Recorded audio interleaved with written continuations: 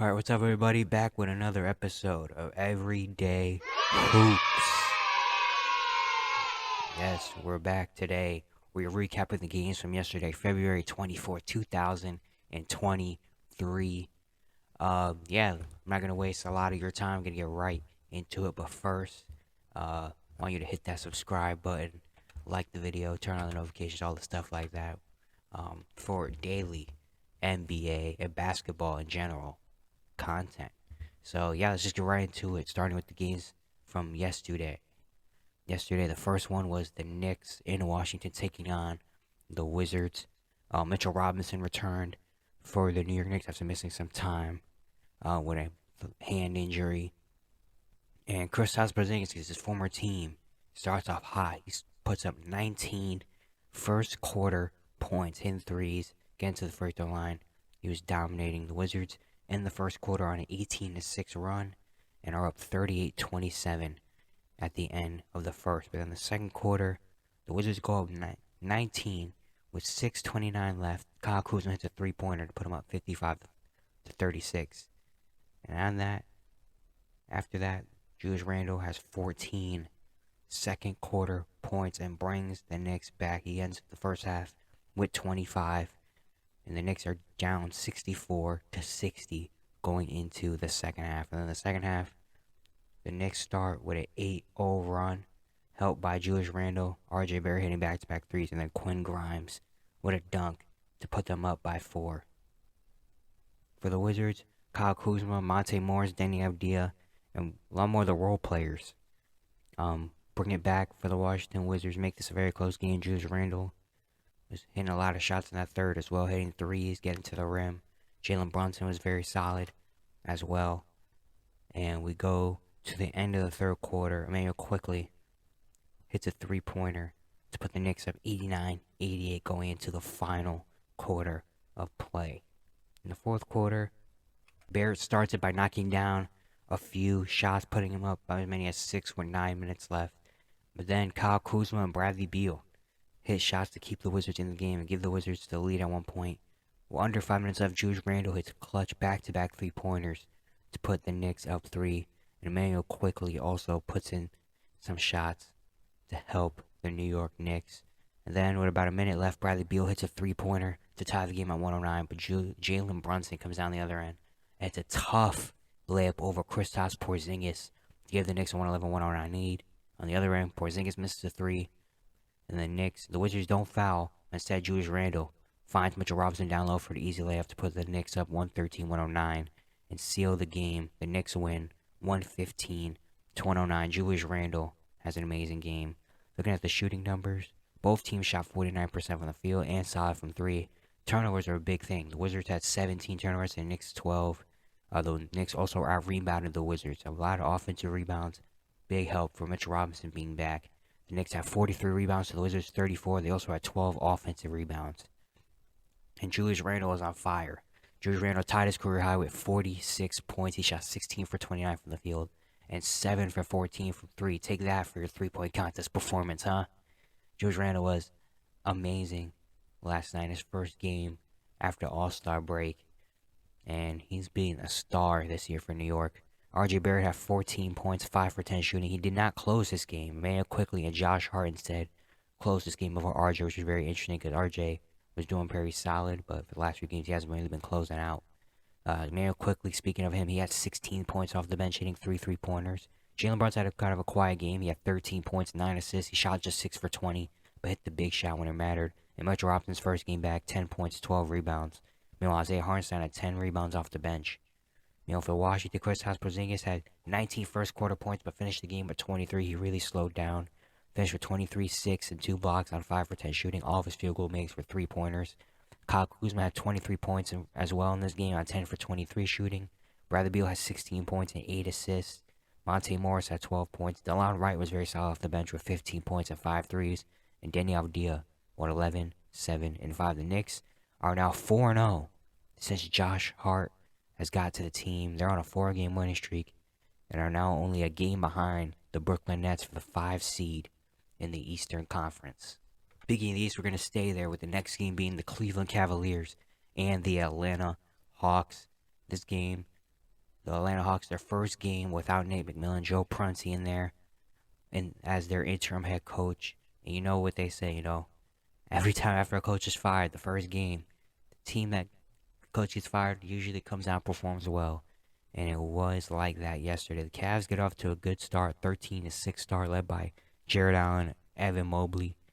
They get off to a good 13-6 start, but then Trey and the Atlanta Hawks bench really come out. Guys like Jalen Johnson and Sadiq Bey hitting shots, and they give the Hawks a 32-23 lead at the end of the first quarter. Come back, but then the Atlanta Hawks just put on an avalanche in the second quarter, led by DeJounte Murray, who has 15 second quarter points. Also got some help. Bogdanovich got hot and hit a few shots in a row. Onyeka Okongwu was getting in there. The Hawks bench was getting in there. The Hawks put up 49 second quarter points and going to halftime with an 81-57 lead, just blowing the game wide open. They're up by 30 at one point in the second quarter. Going to the third, Darius Garland tries to bring the Cavaliers back. He scores 18 third quarter points for the Hawks.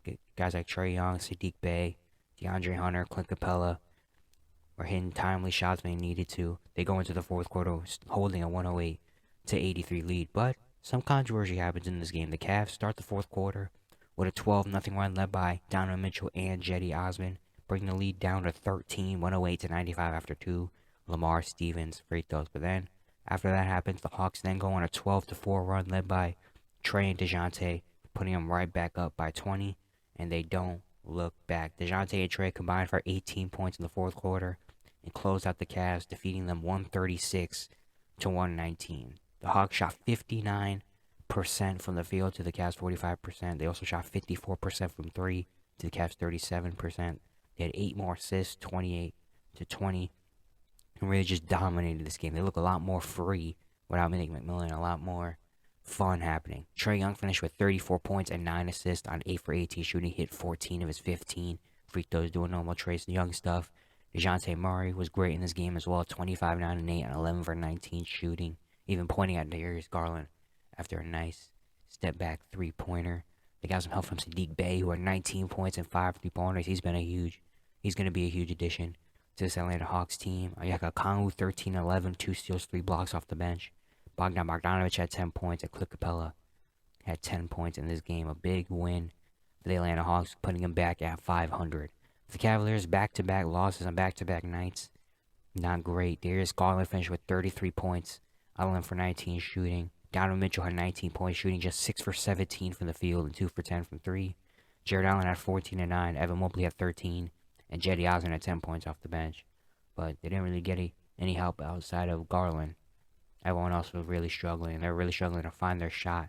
And to just play defense. The Hawks were just hitting shots left and right, hitting 15 3-pointers. A big win for the Atlanta Hawks. And probably the first and maybe only win for Joe Prunty, depending on when the Quinn Snyder situation happens. Might as well stay out east with the Miami Heat and Milwaukee Bucks playing on ESPN. A lot of debuts in this game. Kevin Love and Cody Zeller just signed this past week. Make their debut. Kevin Love actually starts in his Heat debut for Caleb Martin, who comes off the bench. For the Milwaukee Bucks, Jay Crowder and Myles Leonard. Jay Crowder acquired the trade deadline. Myles Leonard also signed this past week on a 10-day makes their debut. And Bobby Portis makes his return after missing a month with injury. Come out. It's a very back and forth, very typical game. These two teams play each other a lot. They know each other. They play each other very well. Giannis actually averages the least amount of points per game against the Miami Heat in their career. And it's a very back and forth game until, with about 6 minutes left in the first quarter, Giannis Antetokounmpo calls a timeout by himself. It gets taken out of the game. It goes right back to the tunnel. We later learn that it is a knee injury. He does not return. Very scary stuff. Seeing that it wasn't really anything specific that happened. It just, his knee felt weird and he got taken out of the game because he couldn't walk much anymore. Very scary. Hopefully it's nothing serious, because that would really suck. The Bucks are just getting back at their healthiest they have been this entire year. And then Giannis goes down. Hopefully that's nothing major. To play 21 players in the first quarter. Everyone was suiting up. The Bucks take a 42-32 lead into the second quarter. Without Giannis, looked like there was no problems. We go into the second quarter. Everyone is chipping in. Drew Holiday's leading the charge, but you got guys like Javon Carter, Bobby Porter's brought a lot of energy in his first game back, hitting a nice and one, and the arena chanting his name. Brook Lopez was playing really good. Grayson Allen was hitting every three he took. The Bucks, everyone on the Bucks was chipping in and blew the game open. Jimmy Butler was the only one who looked like trying for the Heat. Jimmy Butler had 19 first half points. The Bucks in the first half finished shooting 55% from the field and 10 for 21 from three-pointer, going into the locker room with a 73-56 lead. Going to the third quarter, the Miami Heat start off pretty solid, but the Milwaukee Bucks always have an answer, especially the last 5 minutes where the Heat just couldn't get anything. The Heat scored 7 points in the last 5 minutes of the third quarter. They scored just 18 in the quarter, and the Bucks jump out to a 95-74 lead. Then the fourth quarter, the Bucks play the reserves, take care of it, and they win 128-199 with Giannis only playing just 6 minutes. Looking at the shooting, the Bucks shot 48% from the field, held the Heat to 39% shooting from the field, and only hitting 9 threes, while the Bucks hit 19 as a team. For Milwaukee, Drew Holiday led the charge with 24, 5, and 7 on 9 for 14 shooting and 5 for 9 from 3, really taking over after Giannis went out. Bobby Porter's first game in a month, he had 18 points and 11 rebounds. Brook Lopez finished with 17 and 7. Grayson Allen had 16 points, hitting 50% of his threes. Chris Middleton with 12 points, and Javon Carter 11 points and 8 rebounds. For Miami, Jimmy Butler had 23 points on 8 for 10 shooting. Caleb Martin had 17 off the bench, bringing energy. Bam Adebayo had 18 and 7, a pretty quiet game. Tyler Hero had 14 points on his homecoming, shooting just 5 for 15 from the field. And Cody Zeller had 10 points in his Miami debut. Kevin Love, very disappointing in his Miami debut, did not score, was 0 for 4 from the field, but he had 8 rebounds and 4 assists, and took a charge as well. But yeah, not a great loss for the Miami Heat. They're now a game and a half behind the New York Knicks for that 6th spot. Kind of stuck in 7 right now in a 3-game losing streak. For Milwaukee, they've now extended their winning streak to 13 in a row, and we're waiting for an update on Giannis Antetokounmpo's status. The next game we had was 2 more Eastern Conference teams matching up. The Brooklyn Nets and the United Center taking on the Chicago Bulls. Patrick Beverley making his hometown debut. The Bulls start off on a really nice run. They start off on a 14-2 run led by Zach LaVine, Vucevic, and DeMar, the big 3 over there for them. And Patrick Beverley comes in the game. His first possession, he gets to and 1. He misses the free throw, but he gets to and 1, already bringing energy to the Bulls team. The Bulls end the quarter on an 11-4 run, going into the second up 33-18. In the second quarter, the Brooklyn Nets look like a high school team. The Brooklyn Nets scored just 11 second quarter points, shooting just 4 for 20 from the field and 1 for 11 from 3, finishing the first half down 63-29. 29 first half points. Julius Randle, in his perspective, had 25 in the first half by himself in the Knicks-Wizards game. So yeah, the Brooklyn Nets couldn't find anything to go. The Bulls lead by 30 at one point in the first half. We go to the third quarter. The Chicago Bulls score the first 7 points to go up 70-29, a 41-point advantage. Zach LaVine heats up, scoring 13 third quarter points, finishing with 32 points in 3 quarters. The Bulls are up 97-51 after 3. In the fourth quarter, early Andre Drummond makes a 2-point lob dunk off Kobe White, and the Bulls are up by 50 points, 101-51. And the Bulls end up winning 131-87, a 44-point margin of victory. Looking at the shooting, the Bulls shot 50 for 88, 57%, and 46% from 3. The Nets shot just 37% from the field and 27% from 3. They had 13 turnovers. The Bulls also out-rebounded Brooklyn 57-31. The Bulls bench as well had 3 players score in double figures. Chicago Bulls really just dominated in all facets of the game. Zach LaVine finished with 32 points and 6 rebounds on 12 for 17, shooting a 4 for 6 from 3. DeMar DeRozan has 17 points. Patrick Williams, who came off the bench in this game, the Bulls putting Patrick Beverley in the lineup. Patrick Williams has 17 points on 5 for 8 shooting. Nikola Vucevic and Andre Drummond both had 13 points and 10 rebounds. And Dalen Terry even came in and had 11 points and hit all 3 of his 3-pointers. The Chicago Bulls were just dominant, and maybe it's the Patrick Beverley effect. Patrick Beverley came in and brought a lot of energy. He had 8, 5, and 4 in his Chicago debut. Now for Brooklyn, Cam Thomas led the team with 22 points on 6 for 15 shooting. Seth Curry had 19 on 8 for 11 shooting. But after that, much struggle. Mikal Bridges had 13, shooting 4 for 10. Cam Johnson had 10 on 4 for 13 shooting. Dorian Finney-Smith was 1 for 6. Spencer Dinwiddie was 0 for 6. Horace O'Neal was 0 for 4. Joe Harris was 2 for 6. Just a game that the Nets want to put behind them. And the Bulls now end their 6-game losing streak. We had the Charlotte Hornets and Minnesota Timberwolves played a game. The game was very, very good to start. Very back and forth. No one really had an advantage. The game was 28-28 with 2:37 left in the first. But the Hornets end the quarter on a 9-4 run to go into the second, leading 37-32, led by LaMelo and Gordon Hayward. In the second quarter, LaMelo, Kelly Oubre, P.J. Washington, and Gordon Hayward, those 4 starters, came out to play in the second quarter, building on the Minnesota Timberwolves lead. The Hornets go up double figures multiple times in the quarter. The Wolves go on a run at one point to bring it down to 6, but the Hornets finish the second quarter strong. They go into halftime up 72-64 with LaMelo Ball and Gordon Hayward combining for 35 of the 72 Charlotte Hornet points. Going to the third quarter, the Hornets start the third quarter very good. They go up 11 with 6 minutes left in the third after a Terry Rozier pull-up jumper. But the Minnesota Timberwolves go on an 8-0 run led by Anthony Edwards and Mike Conley to bring the lead down to just 3 points. The Hornets then respond. They go back and forth. The Hornets go on a little 5-0 run. The Timberwolves come back. And the Hornets end the third quarter with a 96-89 lead. Going into the fourth, the Timberwolves start on a 10-2 run to take a 99-98 lead off the Anthony Edwards 3-pointer. And the game goes very much back and forth with a bunch of role players. Anthony Edwards hitting shots, P.J. Washington and LaMelo hitting shots, and Nick Richards as well, chip it in for the Charlotte Hornets. With 3:59 left, Anthony Edwards has a 3-pointer to put the Timberwolves at 109-107. And from that point on, the Hornets end the game on a 12-4 run led by Gordon Hayward, LaMelo, and P.J. Washington, and Mark Williams putting the final seal on it. And the Charlotte Hornets, just like that, win 121-113 on a 3-game winning streak. The Hornets shoot 47% from the field.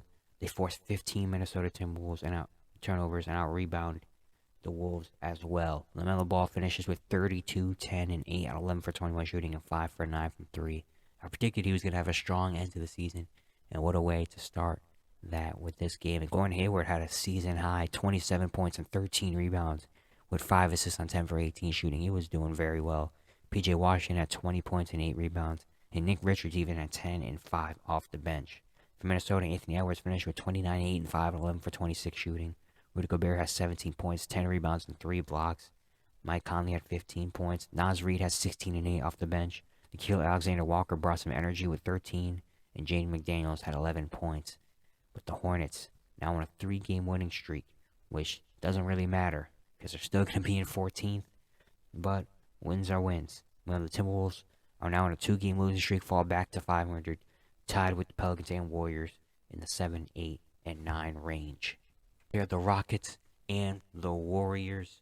The Warriors, no Draymond Green in this game, of course, along with no Steph Curry, while the Rockets, Jalen Green, still not playing in this game. The Rockets have a good start to this game. They'll go up early 16-11 with some help from Jay Shante and Kenyon Martin Jr. hitting shots in the first quarter, but then the Warriors going an 8-0 run to take a lead 16-19. The game ends, or the quarter ends, on a 26-26 tie. Then going in to the second quarter, the game is 29-29 after Kenyon Martin Jr. hits a free throw with 10:15 left.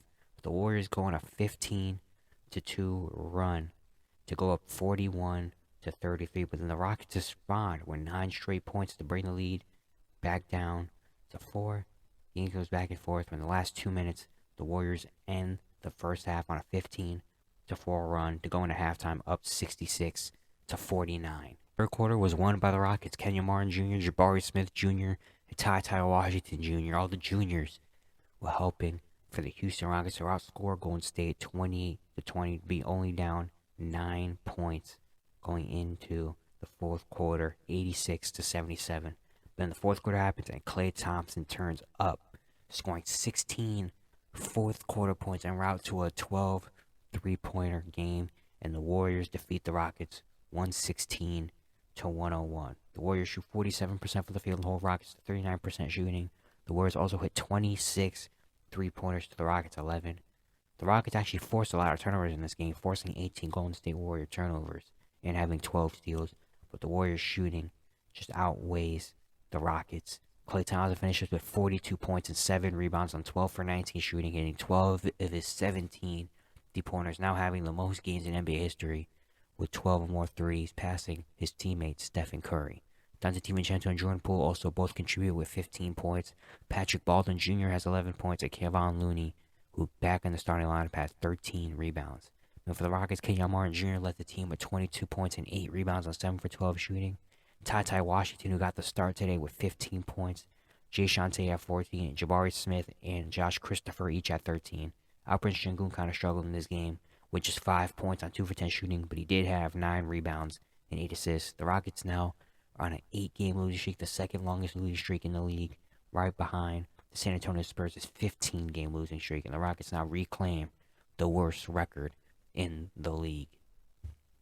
The next game was another ESPN game, the Oklahoma City Thunder and Phoenix Suns. Unfortunately, no Shai Gilgeous-Alexander in this game. Held out with some injuries. Thunder are still a very tough team to beat. Jalen Williams and Isaiah Joe, who got the start for Shai, come out balling in the first quarter. But for the Suns, the whole team, guys like Devin Booker, Chris Paul, DeAndre Ayton, Josh Okogie, Torrey Craig, all of them were playing very well. We end the first quarter, the Thunder leading 30-29 in a very gutsy quarter. Going into the second quarter, the Thunder take a 36-35 lead off a Jalen Williams three-pointer with 10:06 left.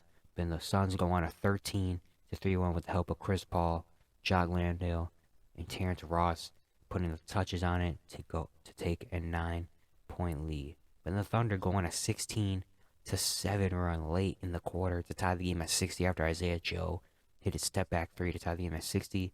But Torrey Craig's last 2 buckets, a three-pointer and a layup, end the half with the Suns leading 65-60. Going to the third quarter, Lou Dort and the other Jalen Williams hitting some shots to lead this to give the Thunder the lead. Jalen Williams hitting back-to-back threes to give the Thunder an 8-point lead, 78-74. But then Devin Booker and Chris Paul take over the start of the fourth quarter, also getting DeAndre Ayton involved in the game as well. And the Suns slowly build the lead, leading 94-87 at the end of the third.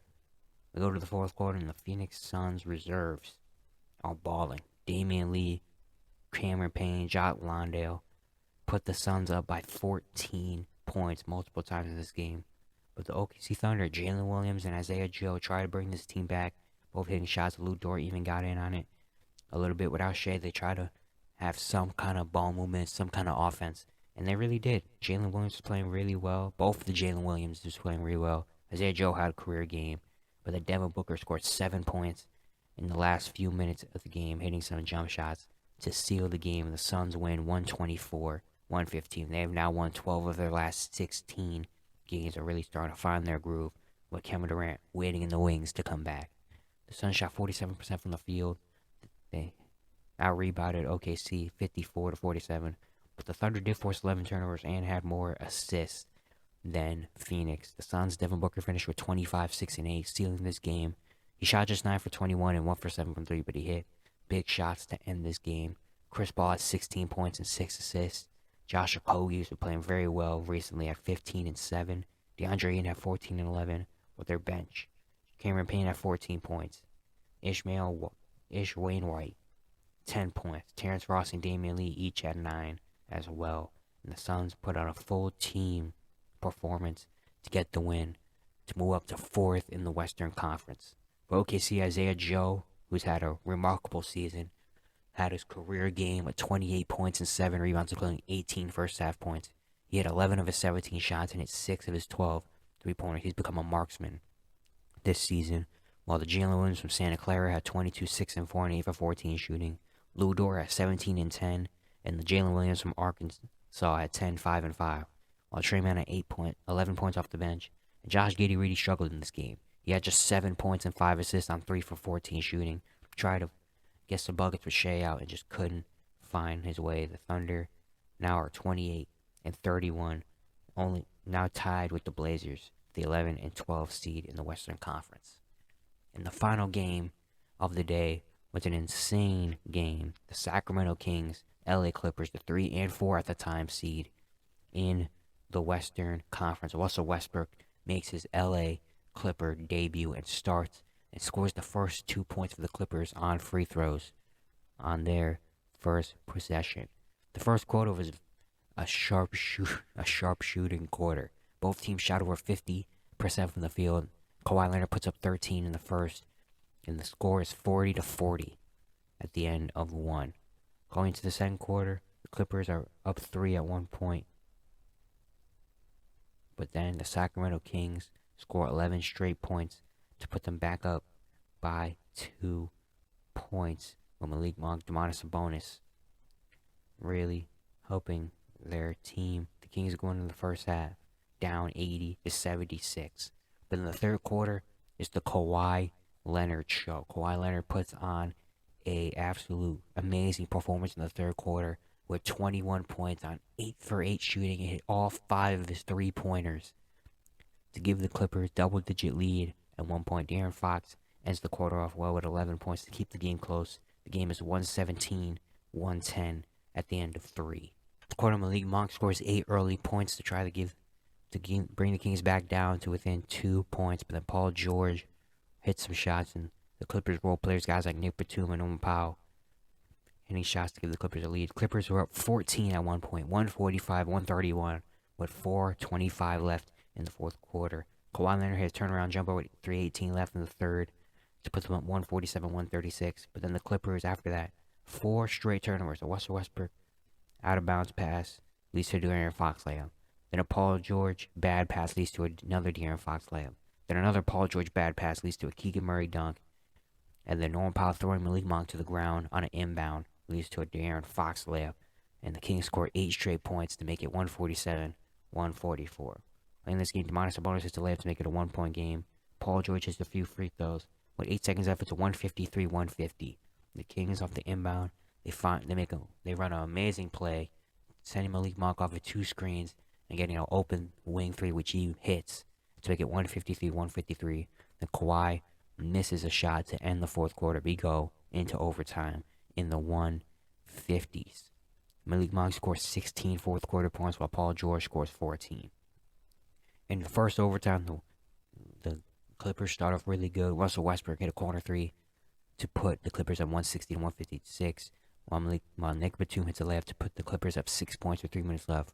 Also in that time span, Domantas Sabonis fouls out on a foul from Paul George, where Paul George actually missed both free throws, and Nick Batum put in the free throw miss to put the Clippers up 6. But then the Kings come right back and score 6 straight points, led by Chimezie Metu, Malik Monk, and De'Aaron Fox to tie the game at 162.